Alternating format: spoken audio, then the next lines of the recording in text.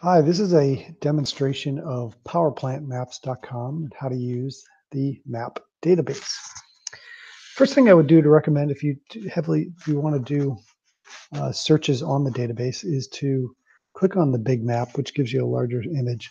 However, if you just landed on this page, it's most likely that if it has found your location. We use an automatic IP address location um, tool within the map that automatically locates your location. So, but if it's not the location that came up, you can just simply type in Colorado or what have you, and it will automatically take you to your location.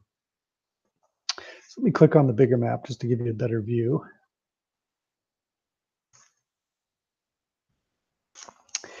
And from this area here, I'm going to show you here, there's several features that you can use on the map. So what I just did there is I turned off real-time traffic. Occasionally we've have users that want to see traffic volume and amount of traffic that's near certain areas, and people use this map frequently. You can also change the base map as well.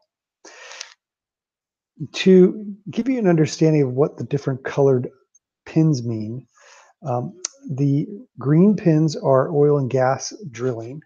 The red pins that you'll see in the map are refineries. And the power plant maps, the power plants are in purple. These sites, most of this data has been aggregated through public sources, but it's also when we get tips of new locations or new power plants that have been added, we simply add them to the map. And a great thing you can do to search the map is to click on the magnifying glass. Let's say you wanted to find gas power plants in, let's say, Minnesota.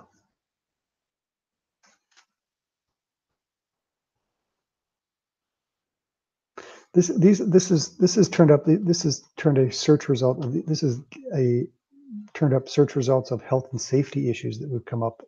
Let's say so it didn't find any gas power plants. So let's say power. There you go. Now it's found 49 locations of power plants in Minnesota. Now let's say you wanted to refine that search to just gas only. So as you see, I've changed the field's name to contains power, state contains Minnesota, and I want to do the description or site description to gas. And as you can see, this turned up the gas. This is a gas power generating site, and it's in the gas field, and it gives you also the amount of CO2 emissions and how it ranks nationally.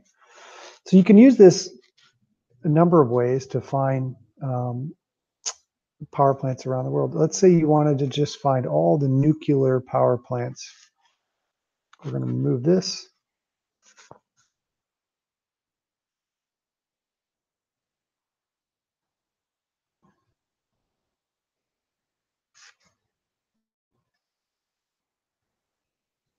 There you go.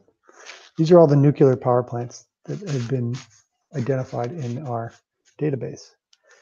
Now, there are other nuclear power plants here that are located worldwide. You can find them by searching the name side of the database. So play around with the data.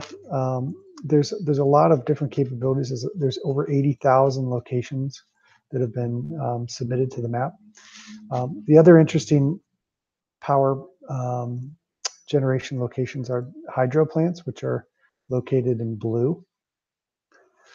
And also we have wind powered locations, which are located in yellow. And the reason we put all of this data on a map together is so you can really see or get a better understanding of what is going on around you. So if there's a lot of oil and gas extraction around you, you can see that visually on the map.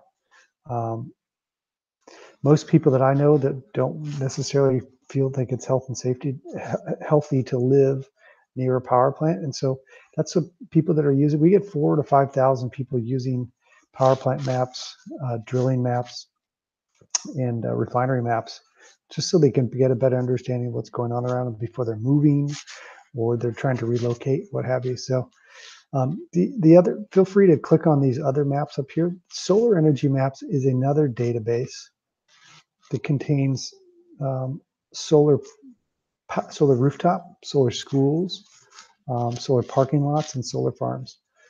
This is a worldwide database as well, and I recommend using this. Please let us know if you have any comments or questions in the database or in the under the video below. And thanks for your help. Oh, one thing I did forget is that you can also add new locations to the map simply by clicking here, typing in power plant or what have you, and then selecting the location. That'll easily go into our queue of locations that we need to add to the map. Thanks for your help.